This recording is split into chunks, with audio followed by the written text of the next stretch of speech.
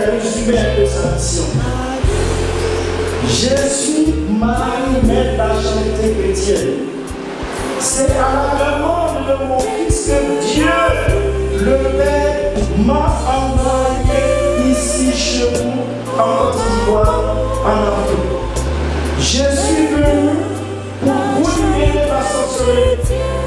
Je suis venu pour vous libérer de l'emprise de Satan.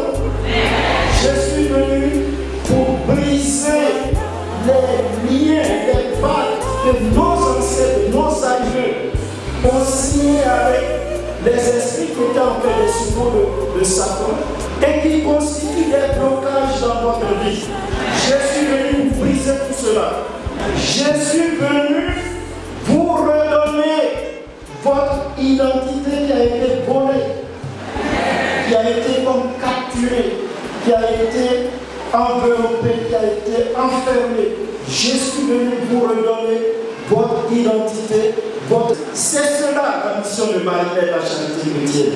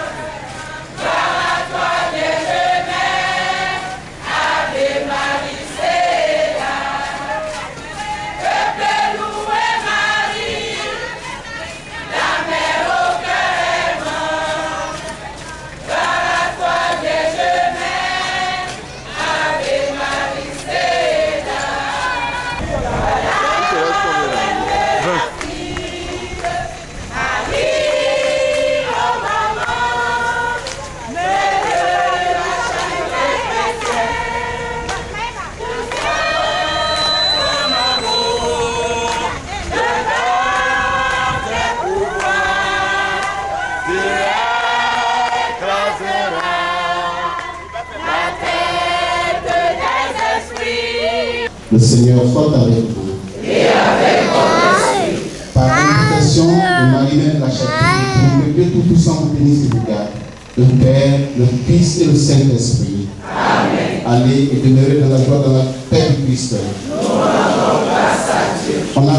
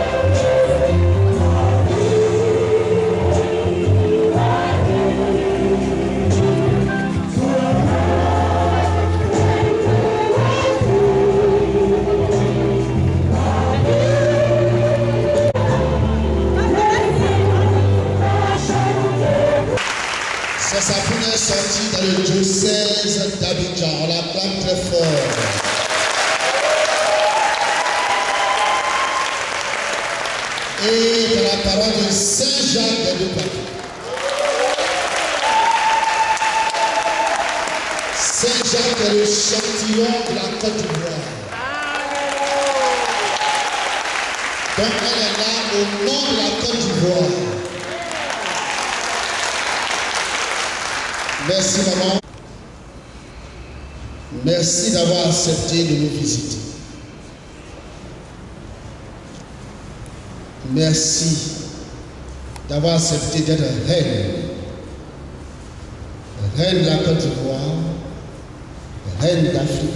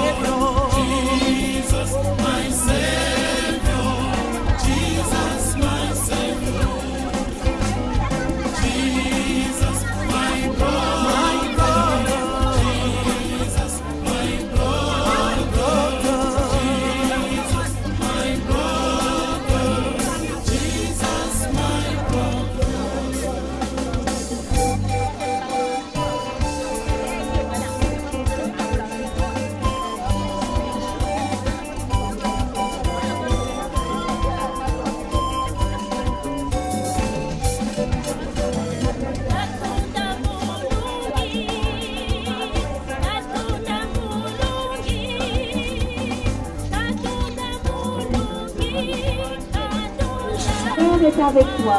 Tu es bénie entre toutes les femmes, et Jésus, le fruit. Ô Maman Marie, Mère de la charité chrétienne, viens en mon secours. Reviens dans le profondeur des abîmes, que maudit qui le persécute. Amen. Ô Maman Marie, Mère de la charité chrétienne, viens au secours des pasteurs et des habitants. Reviens dans le profondeur des abîmes, que maudit qui le persécute.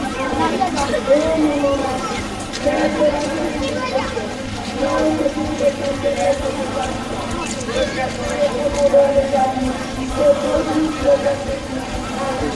Ô Maman Marie, Mère de la charité chrétienne, viens au secours des pasteurs et des habitants.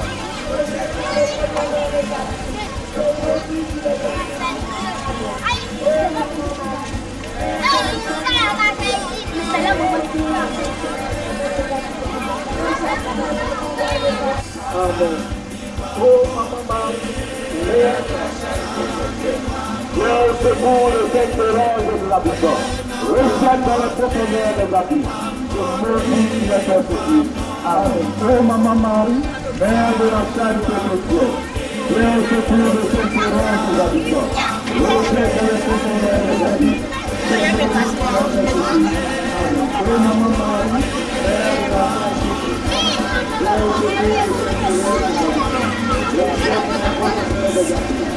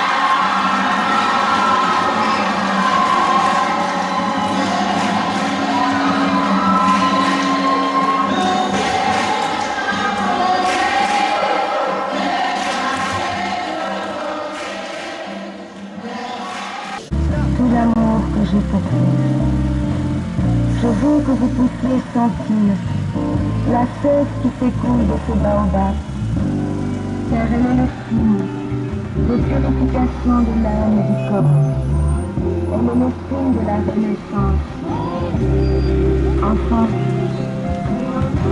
je voudrais pouvoir vous délivrer de votre calvaire, que vous subissez depuis des décennies. Avec mon fils, je vous relèverai de sous ma couche d'âme, et je vous rendrai ce qui vous a été volé depuis si longtemps, en identité.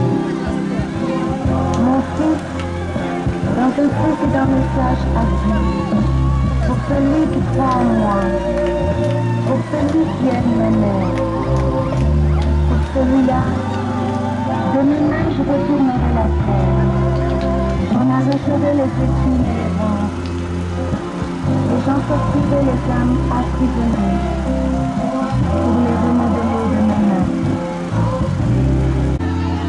pour les purifier et je le cultiverai. Enfant, il ne fait pas de différence entre eux. Une mère ne fait pas de différence entre eux. Elle est unique. Je ne manque pas la position de mes yeux. Accueillez-moi dans vos cœurs. Accueillez-moi dans votre vie de tous les jours. Car mon amour pour vous va au-delà de mes rêves. Il va au-delà de tout ce que je sais. Et c'est ainsi, en m'accueillant dans vos cœurs, dans vos vies, que votre Seigneur vous décide.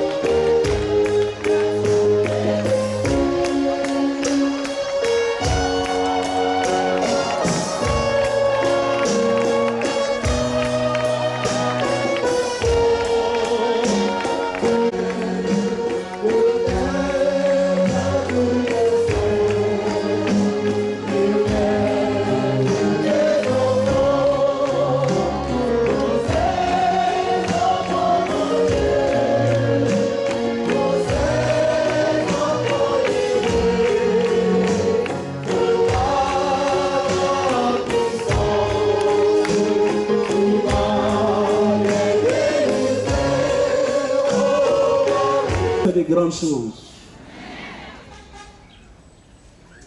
Ça fait depuis 2005 que Marie, mère de la charité chrétienne, est entrée dans notre histoire, dans notre Afrique, dans notre Côte d'Ivoire. Depuis 2005. Mais regardez un peu, retournez un peu en arrière et vous allez comprendre ce qui est en train de se passer aujourd'hui à Saint-Pierre. C'est en 1995, lors du centenaire de l'église de Côte d'Ivoire, que le légat du pape, le cardinal Poupard, a dit que la Côte d'Ivoire est la seconde patrie du Christ, ou la Côte d'Ivoire est la nouvelle patrie du Christ. Mais en 1995, même les évêques, les prêtres, tous ces gens qui ont consacré leur vie au Seigneur n'ont pas compris ce que cela voulait dire.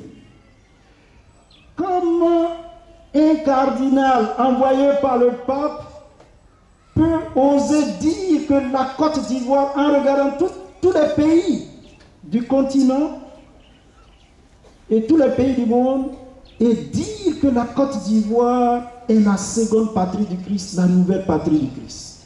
On n'a pas compris.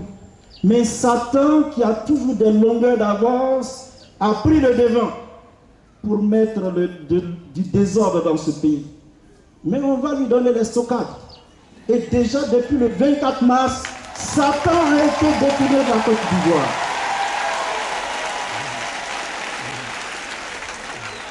Quand, en 2005, donc 10 ans plus tard, la Vierge Marie apparaît en Côte d'Ivoire sous le vocable de Marie, mère de la charité chrétienne, elle dit qu'elle est venue.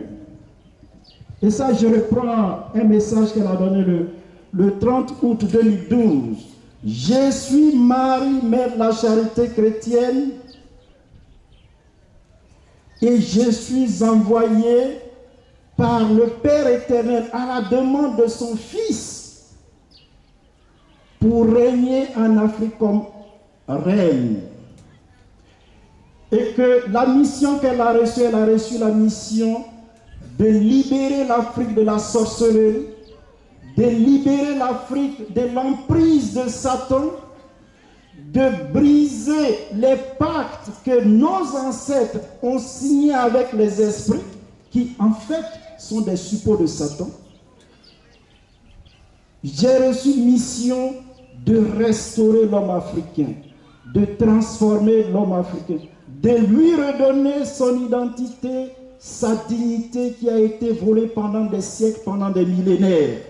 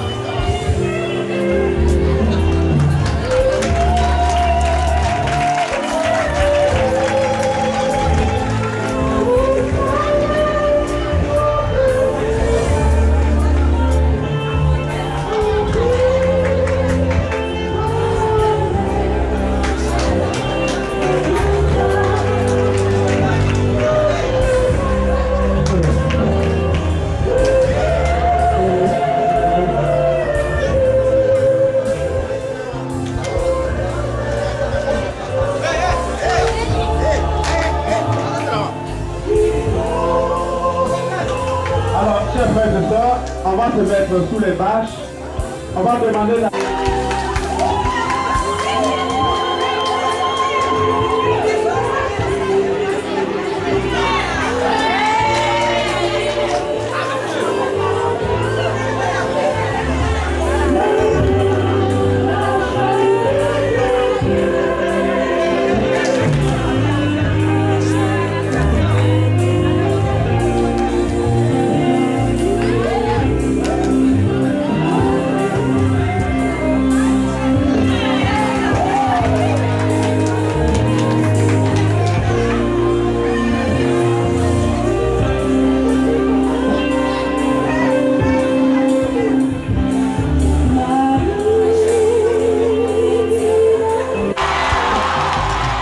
qui se passe.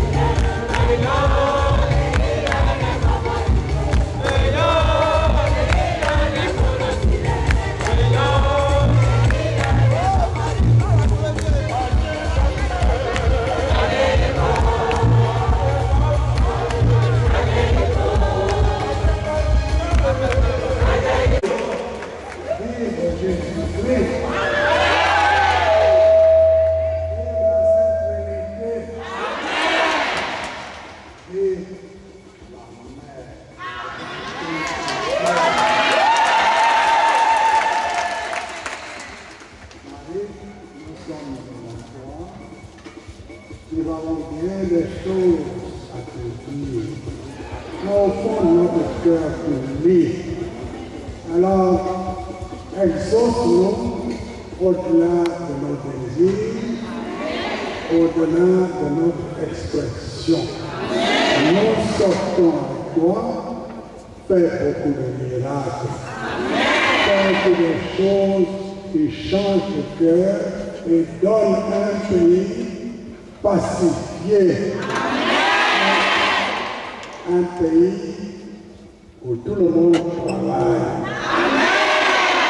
Et un pays où les habitants travaillent pour ce qu'ils mangent. C'est bon de faire du cacao, de faire de l'EVA, mais dans la sauce, on ne met pas le coton, ni l'EVA, ni le cacao. Alors, que ce pays aussi partage la population. La terre de Côte d'Ivoire est très bonne. Alors mettez dans votre tête qu'il faut travailler, acheter. Il ne faut pas avoir peur, travailler. Et la prospérité et la paix se trouvent dans le travail bien fait. Alors, une bonne promenade avec la maman, et puis ramenez-la nous pour qu'on puisse encore vivre avec elle. Nous ne l'adorons pas. nous la vénérons. Alors bonsoir. Je suis parti de chez moi à 1h, je suis arrivé à 4h parce qu'il y avait beaucoup d'accidents, beaucoup de trous dans la route. Mais qu'est-ce que je dois vous dire? J'aime bien Dieu, mais vous aussi je vous adore, je vous aime.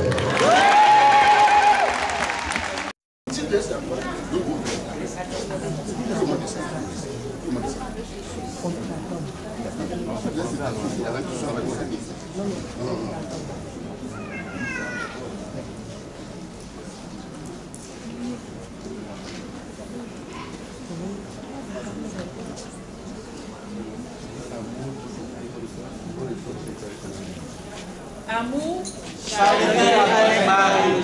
Amour, charité avec Marie. Mes frères et mes sœurs, ici présents à la communauté Marie, mère de la charité chrétienne. Vous m'excusez, je suis un peu intimidée. Donc c'est pas évident de prendre la parole devant tout le monde. Le vendredi dernier, j'ai reçu un appel. Ok.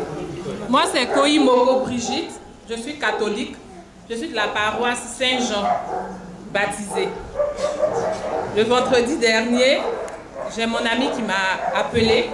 Elle m'a dit qu'il y a un événement qui s'est produit au centre Marie, mère de la charité chrétienne, et que de l'huile sortait des yeux de Marie. Donc, Marie nous demande de nous mettre sous sa protection. Donc, comme tout le monde, j'ai accouru, je suis venue ici le vendredi après-midi aux environs de 16h.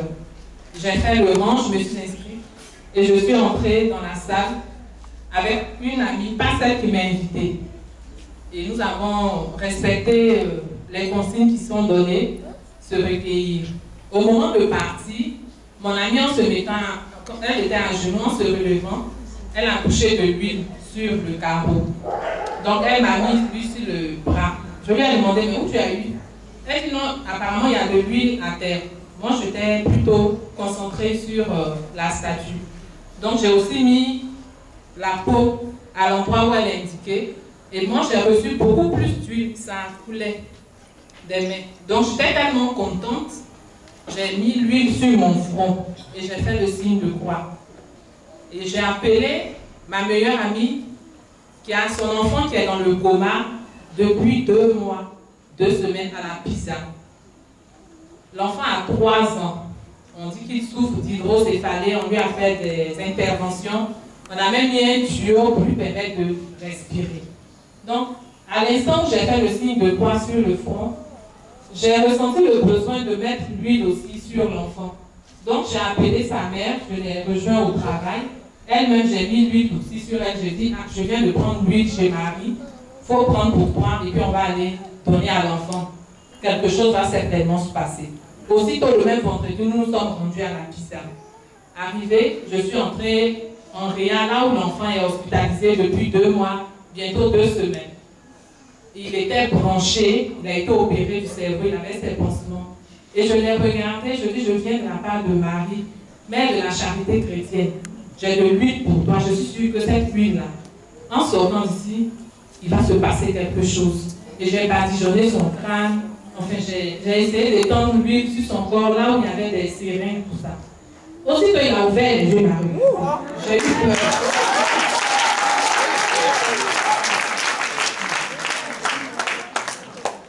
J'avais froid, je faisais, mais en même temps, je me suis dit, bon, je fais. Il m'a ouvert les yeux, il m'a regardé, donc j'ai sursauté. Il a commencé à mâcher sa langue, sa bouche, il a commencé à baver.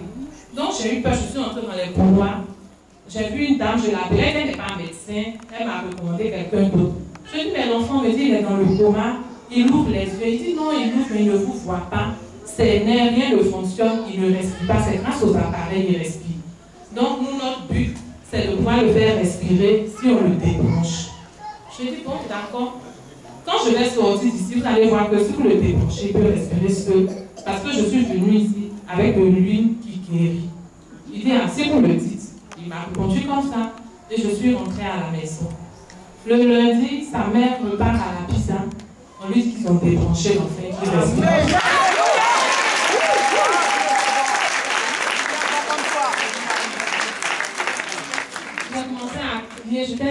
mon cœur était dans la joie. Et j'ai appelé celle qui m'a recommandé de venir ici. Malheureusement, elle m'a découragée. Elle dit qu'il ne fallait pas prendre l'huile. Maman m'a dit de ne pas toucher l'huile. Tu n'aurais pas dû faire ça. J'ai commencé à avoir des remords. J'ai dit, pour elle, c'est pas bon. C'est pour nous purifier. Nous sommes sales, on est remplis de péché. L'huile n'est pas bonne. Je vais te dire que l'enfant est mort. Du coup, je ne dors plus. Et après, j'ai expliqué à une amie avec qui je suis venue. Elle dit, viens parler à la communauté. Ici, ils pourront te dire où est la vérité. C'est vrai qu'on a dit de ne pas toucher l'huile, mais sincèrement, je n'ai pas entendu. Quand il y a du bruit, ils nous donnent des enseignements, de fois on fait autre chose. Au moment où on a dit de ne pas toucher l'huile, sincèrement, je n'ai pas entendu. Et c'est vraiment de bon que j'ai mis la main comme ça par hasard. Je ne savais pas que j'allais avoir autant. On avait versé de l'huile d'ignore dans ma peau. J'en avais tellement. Donc, vraiment, je demande à la responsable ici de porter l'enfant en prière pour qu'il ne se passe rien parce que j'ai beaucoup de doutes dans mon esprit. Voilà. Sinon, l'enfant rentre à la maison, on l'a débranché, il respire. C'est autant.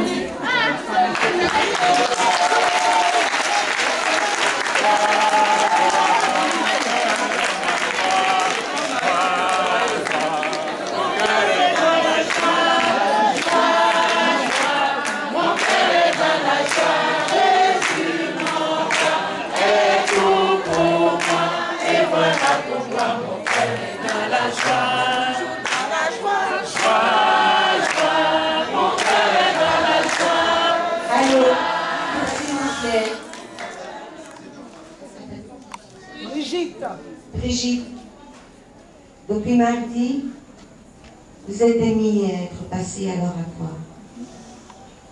Et parmi tous les milliers de personnes qui sont passées, vous êtes la seule à avoir eu de l'huile sur la main jusqu'à dégouliner sur le bras. Alors dites-vous que ce n'est pas fortuit. C'est la mère qui l'a fait. Voilà, c'est tout simple. Je ne me sentais pas bien dans mon corps. Et un jour, j'ai eu le courage parce que, en tant qu'aumônier, je ne voulais pas trop me mettre, n'est-ce pas, en exhibition, ni parler de moi, ni faire savoir qu'on est des humains avant tout. On voulait simplement faire œuvre d'accompagnement spirituel ici. Puis un jour, il m'a été, comme ça, dit de me mettre aussi à genoux devant la Vierge. Ce que je n'aimais pas trop d'ailleurs. Enfin, mon père aimait beaucoup la Vierge Marie, c'est sûr. Mon petit frère vient ici souvent, Dominique et sa femme. Et j'aime aussi la Vierge Marie. Mais j'ai dit j'avais une mission à accomplir, mais ce n'était pas pour rentrer dedans. Vous aider à vivre la Vierge Marie, mais ce n'est pas que moi, en tant que prêtre, je suis déjà dedans. Donc, mais ça m'a donné comme ça m'était donné de venir prier un jour.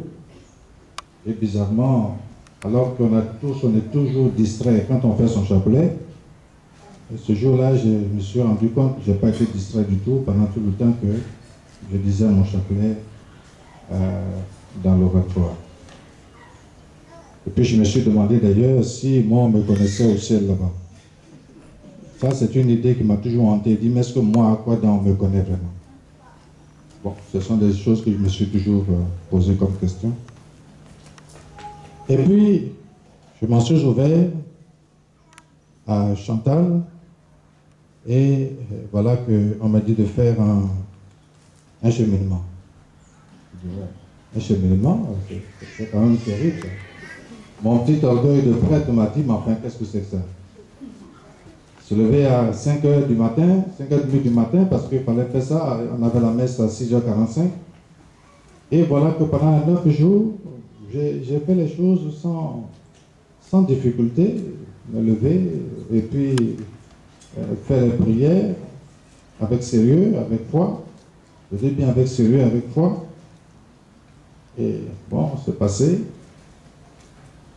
Et voilà que je suis revenu maintenant avec un dossier et puis on me fait comprendre que ce pourquoi je suis venu, ça c'est des problèmes qui sont normaux, mais que pour les yeux, si je ne vais pas en France me faire traiter, je vais perdre la vue. Bon. Perdre la vue, effectivement, il y avait l'œil droit qui commençait à avoir de sérieux problèmes. Il y avait des soucis à l'œil droit. Alors je m'en suis ouvert à mon ophtalmologue qui est là, m'accompagné aujourd'hui, Dr. Polté. Et je lui ai dit, mais il faudrait que pour aller en France, pour avoir l'autorisation, être pris en charge par son médecin. Est-ce que tu penses que je peux aller en France me faire soigner? Il m'a dit, il n'y a pas de problème, que moi-même je m'en vais là-bas, tu me donnes les dossiers, et puis je vais voir les médecins là-bas, on va te prendre rendez-vous. Alors que je me demandais comment partir, qui je connais et tout. Moi je ne sais pas d'argent, pas ceci, pas cela, pas d'assurance, et il faut partir. Monsieur Jean-Pierre me dit, mais comment on va faire? J'en sais rien. Et il me dit, il faut voir tes amis, s'ils peuvent te payer le voyage. Mes amis, qui aujourd'hui va te sortir 2 500 000 pour aller en France pour te faire opérer? Nous les prêtres ne sommes pas assurés. On est tout juste assurés pour les soins ici, mais quand on va à l'extérieur, on n'est pas assuré. Donc le docteur m'a encouragé, et puis entre-temps des amis ont fait des pieds et des mains. Il y a une ONG, une fondation qui a pris en charge les frais d'hospitalisation, une autre qui a pris en charge l'avion et l'argent de poche, et une troisième qui s'est signalée quand j'étais là-bas. Il me dit, bon, pour les remboursements de tout ce qu'on t'a donné, voilà, il faut prendre ça. Donc je suis venu avec un paquet d'argent. Alors que j'avais rien en poche, je me suis retrouvé avec quand même un petit pactole là. C'est toujours bon à prendre. Et les choses se sont passées comme prévu. On m'avait donné 90 jours, alors que je pensais faire un mois, mais les opérations, tout le reste, duraient effectivement les 90 jours. Et je suis resté encore quelques 5 jours, je suis revenu. Mais ce que je dis là, c'est je n'aurais jamais pensé moi-même partir comme ça en Europe pour me faire soigner. Ça c'est impensable. Ce n'est pas des choses auxquelles on peut... Hein. Je savais, je suis né en 1942, nous sommes tous des citoyens français. J'aurais pu demander ma réintégration parce qu'il parle de réintégration. Tous les Africains qui sont nés avant 60, ils peuvent demander leur réintégration dans la nationalité française, ils l'ont facilement. Bon, je ne l'ai pas fait. On dit que ça facilite les papiers. Mais après ce qu'on vient d'entendre ici, je pense qu'il faut faire ça. Et donc, l'opération a très bien marché. Le médecin m'a dit que ça marche bien, que je peux partir, mais de continuer de me faire suivre par mon ophtalmologue. Et je vais lui remettre les dossiers pour qu'elle continue. J'ai même vu un autre ophtalmologue, un autre patron là-bas, il m'a dit ça va très bien. Mais entre-temps, comme j'avais perdu un peu l'œil droit, bon, l'œil droit, on ne peut pas le récupérer. Ça, mais il le faut quand même pour que la vue soit un peu plus panoramique. Je pense qu'avec ça, on peut faire le travail. Mais si je n'étais pas parti, aujourd'hui, je ne serais pas devant vous. Je serais dans le noir totalement. Mais je suis parti, la Vierge a voulu que je parte, je suis parti. Et je voudrais lui dire grand merci pour ce qu'elle a fait. Je pense que c'est une grande chose pour moi et j'en suis heureux et je ne cesserai de le louer. J'ai même promis de la faire connaître et de travailler à son œuvre ici, à sa connaissance. Bon.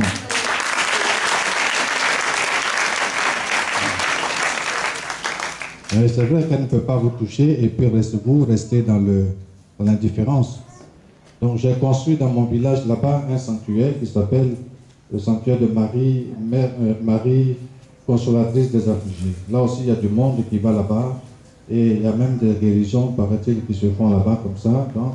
J'ai donc ces deux sanctuaires, le sanctuaire de Sangon et puis l'oratoire d'ici, en dehors de mon travail de curé.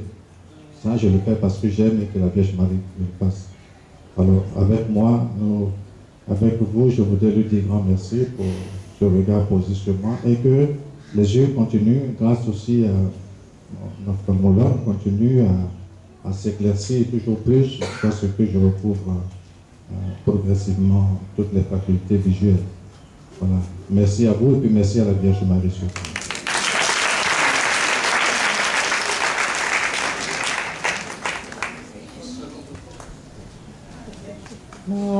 Marie, nous voici tes enfants, réunis autour de toi, pour chanter ton nom si doux. Marie, nous voici tes enfants, réunis autour de toi, pour chanter ton nom si doux. Peuple loué Marie, la mère clément, gloire à toi Vierge Mère, Ave Maria. Peuple loué Marie, la mère au cœur aimant, gloire à toi Vierge Mère, Ave Maria. Gloire à Marie.